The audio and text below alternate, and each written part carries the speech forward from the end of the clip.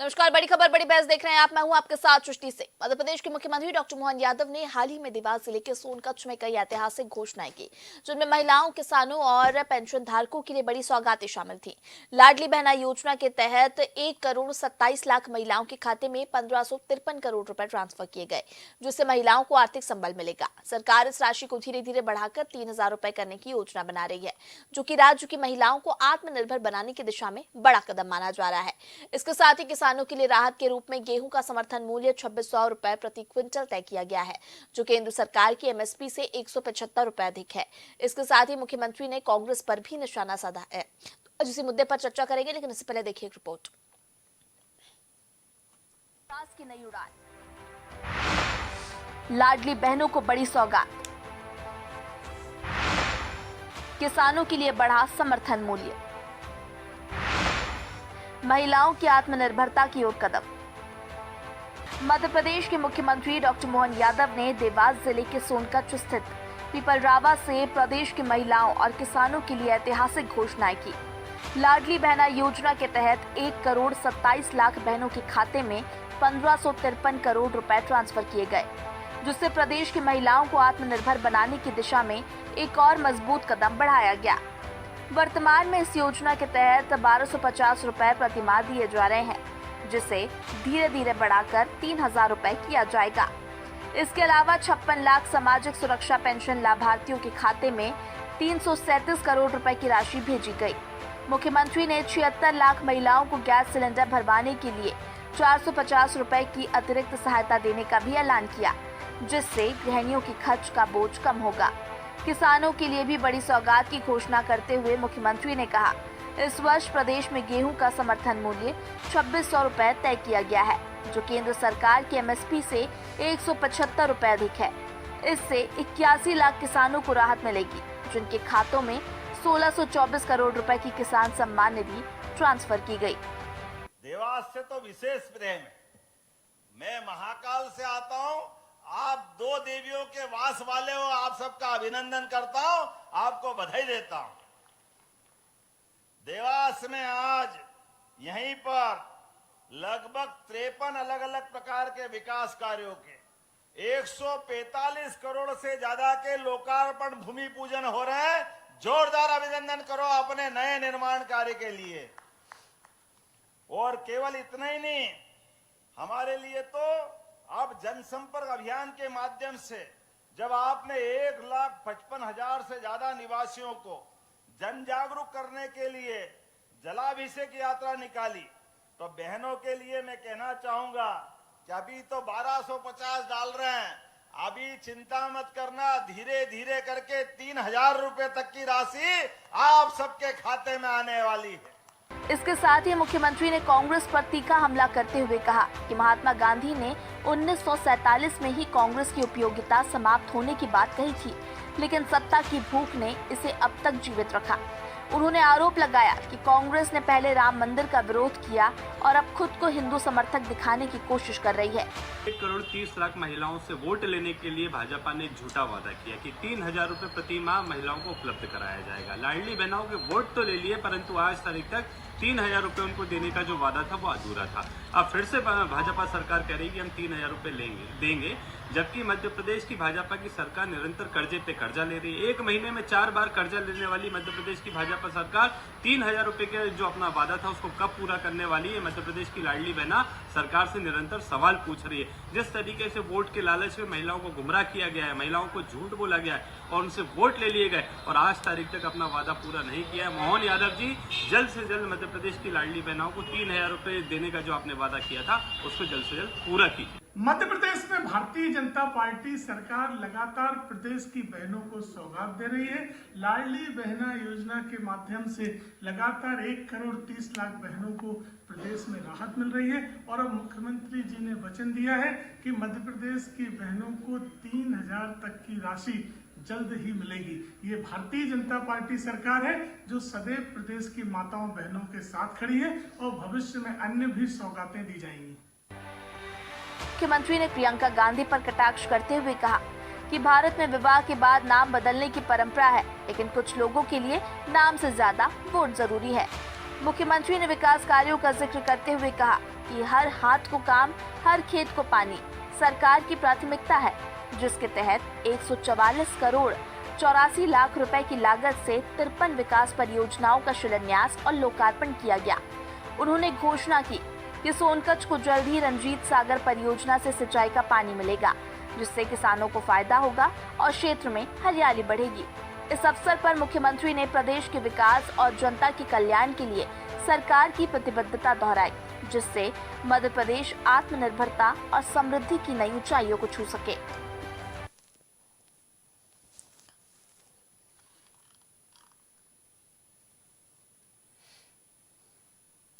तो चलिए आज इसी विषय पर चर्चा करेंगे। हमारे साथ गेस्ट जुड़ गए, पहले उनसे आपका परिचय करा देते हैं। बीजेपी से हमारे साथ वंदना त्रिपाठी जुड़ी हुई है, कांग्रेस से हमारे साथ अंबिका शर्मा जुड़े हुए हैं, वहीं हमारे साथ वरिष्ठ पत्रकार भानु चौबे जी भी जुड़े हुए हैं। सबसे पहले आप सभी का बहुत स्वागत है चर्चा में। चलिए चर्चा को आगे बढ़ाते हैं। वंदना जी, मुख्यमंत्री डॉक्टर मोहन यादव ने कल देवास में ये बड़ा ऐलान किया है कि अब लाडली बहनों को जो राशि दी जा रही थी, यानी 1250 की जो राशि थी, अब उसको जल्द ही 3000 किया जाएगा। ये बड़ी बात उन्होंने की है। वहीं किसानों के लिए भी उन्होंने बड़ा ऐलान किया है। पहले तो जिस प्रकार से माननीय मुख्यमंत्री जी ने कल ऐलान किया है कि पहले से बार बार एक दर्ज करती है कि राज्य में वृद्धि कब होगी, एमएसपी पर धाने कब मिलेगी, ये सारे प्रश्न सुनने पर कल मुख्यमंत्री जी ने अपने भाषण में दे दिया। मुख्यमंत्री जी ने ये साबित किया है कि भारतीय जनता पार्टी जो वादे करते चुनाव लड़ती है, वो सारे वादे पूरे भी करती है। कांग्रेस पार्टी की आदत है हमारे बारे में भ्रम फैलाना। अगर हम जनता के विकास के लिए कार्य नहीं कर रहे थे तो आज दिल्ली की जनता ने भी हमें इतना आशीर्वाद नहीं दिया होता। लेकिन मुख्यमंत्री जी का ये ऐलान जो लागू महिलाओं के लिए दिया है, किसानों के लिए दिया है, ये कहीं ना कहीं मैनिफेस्टो में बार बार दोहराते थे कि हम गरीब, युवा, अन्नदाता और नारी 4 जातियां मानकर चल रहे हैं, उनके कल्याण के लिए कार्य करेंगे। तो इसी को लेकर मुख्यमंत्री जी ने कल का भाषण दिया है।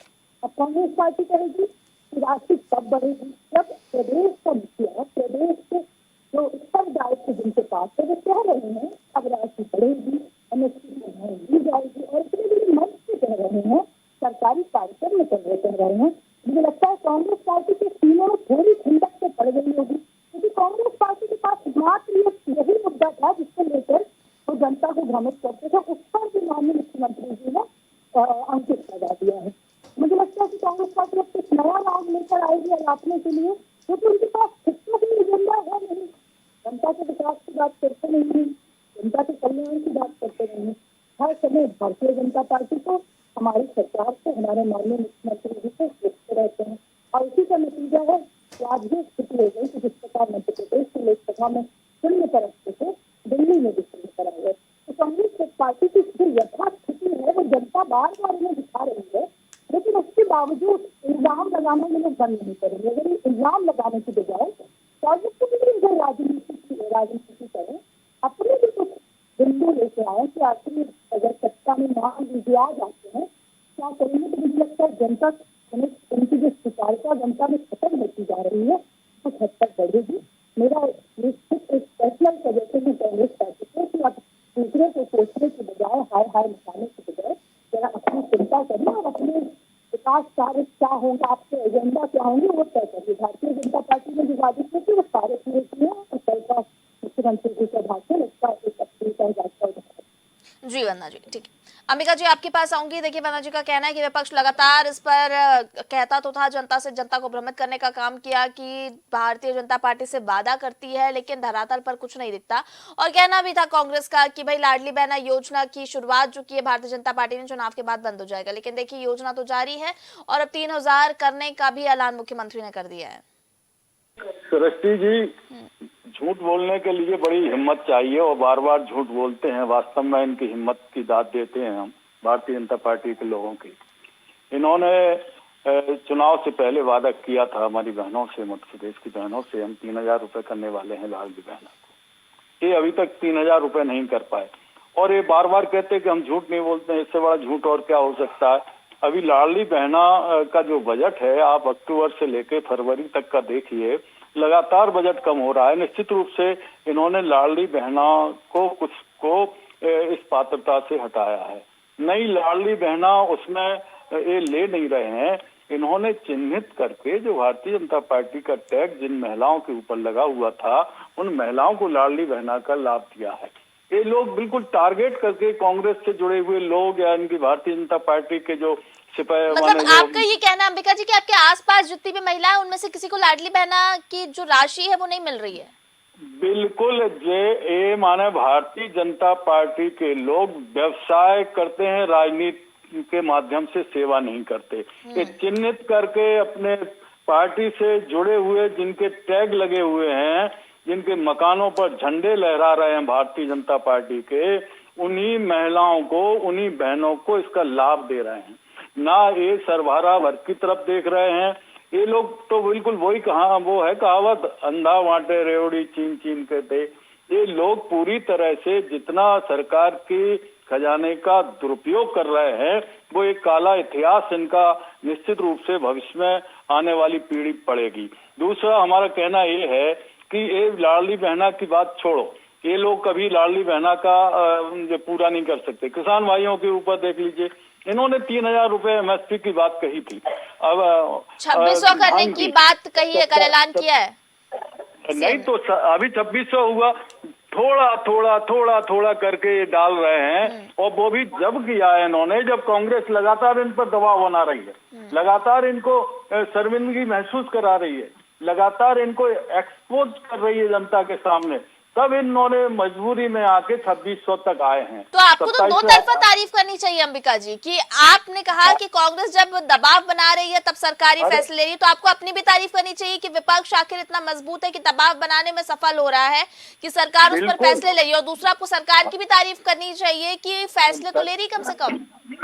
सरकार तारीफ करने लायक बिल्कुल नहीं है, सरकार हर मोर्चे पर असफल है। इन्होंने महिलाओं की सुरक्षा नहीं की, हमारी छोटी छोटी बच्चियों के ऊपर लगातार रेप होते रहे, ये सरकार मूक दर्शक बनी बैठी रही। ये सरकार के बस की कोई बात नहीं है। ये कानून व्यवस्था की स्थिति जर्जर है, किसान बड़ा बेहाल है। और गृहिणियों की कहां तक बात कहें, इन्होंने 450 रुपए सिलेंडर की बात कही थी, 450 रुपए कर पाए सिलेंडर? ये पीठ थपथपाते रहते हैं कि हम लाडली बहना लाडली बहना लाडली बहना। लाडली बहना को बरगला के तुमने सरकार बना ली, और अब कहते हो कांग्रेस कांग्रेस कांग्रेस। जो ज्वलंत मुद्दे हैं, जो बुनियादी मुद्दे हैं, उनको उठाती है। आप भावनात्मक इमोशनल मुद्दे उठाते हैं, आप मंदिर मस्जिद की बात करते हैं। आपको रोजगार, विकास और कानून व्यवस्था की बात करना चाहिए। सरकार में आप हो, आप अपने उत्तरदायित्व जब निर्वहन करते हो तो उसको उपलब्धि बताते हो, आपको शर्म आना चाहिए। आप बोल रहे हैं, आप ठीक है अंबिका जी, अब आप यहाँ पे ना दो राय वाली बात कर रहे हैं, क्योंकि देखिए जब चुनाव प्रचार होता है तो महिलाओं के लिए वादे आप भी लेकर आते हैं, और फ्रीबीज में जो महिलाओं को राशि देने की बात है ये भी आप भी घोषणा पत्र में करते हैं। लेकिन जब भारतीय जनता पार्टी पर महिलाएं भरोसा कर लेती, तब आपका ये कहना है कि ये लोग जो है कि ऐसी फालतू की बातें यानी रिझाने का काम करते, प्रयास करते हैं।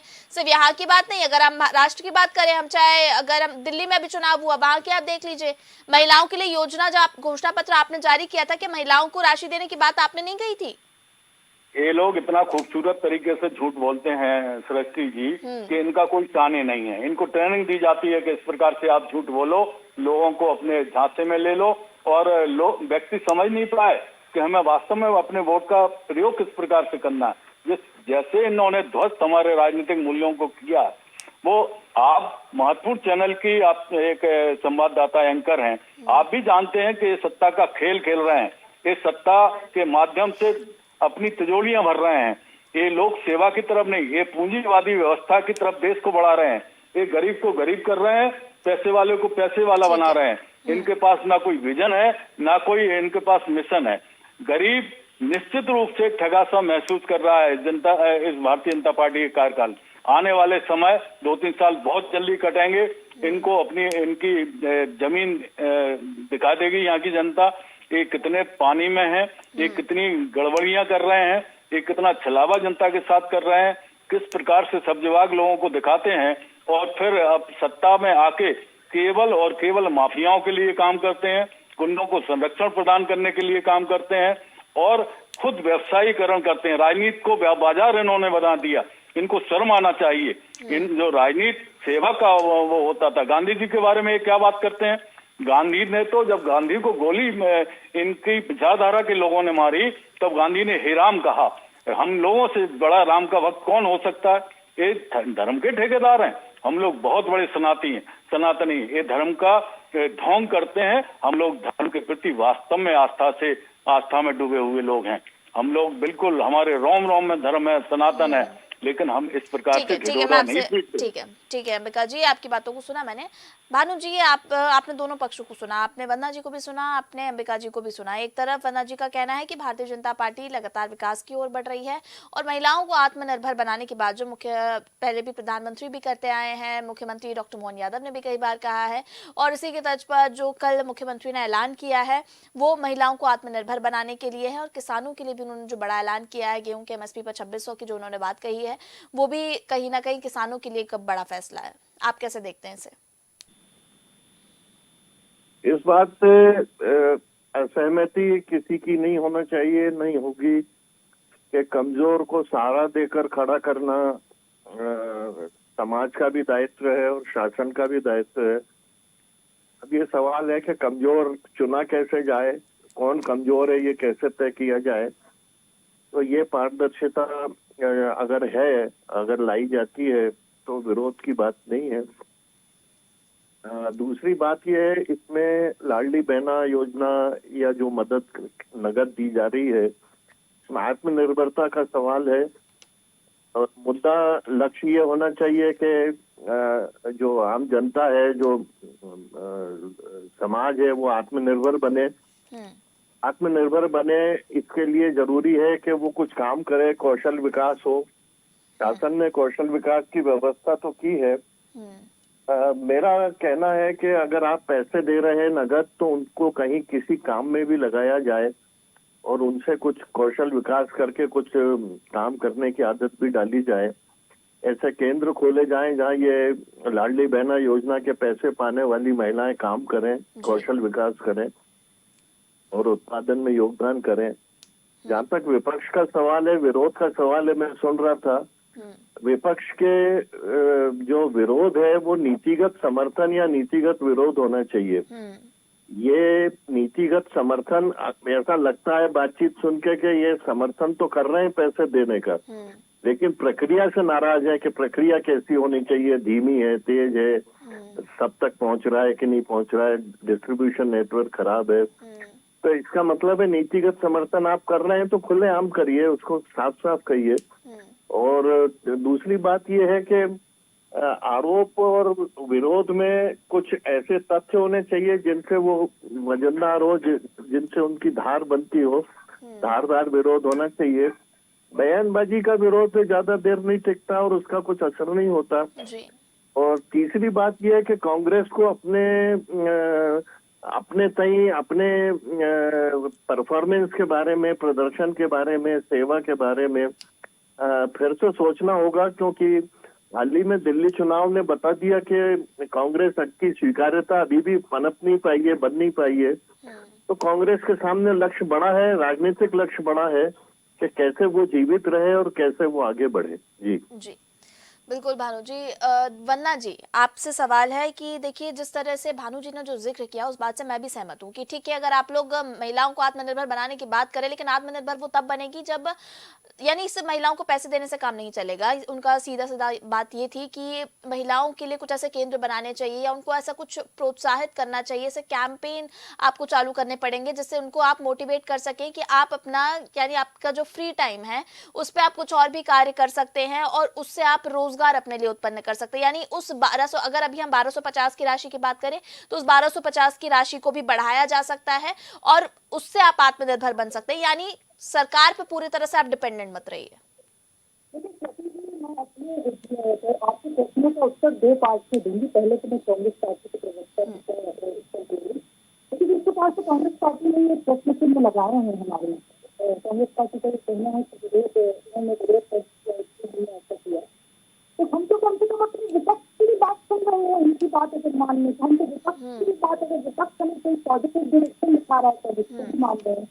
लोग नीतिगत तरीके से राजनीति को क्यों नहीं कर रहे हैं? वो सिर्फ दूसरों को पोस्ट कर अपनी राजनीतिक नीतियों सोचने में क्यों लगे हैं? अगर ये इतने ही सेवा भावी है तो आप प्रयास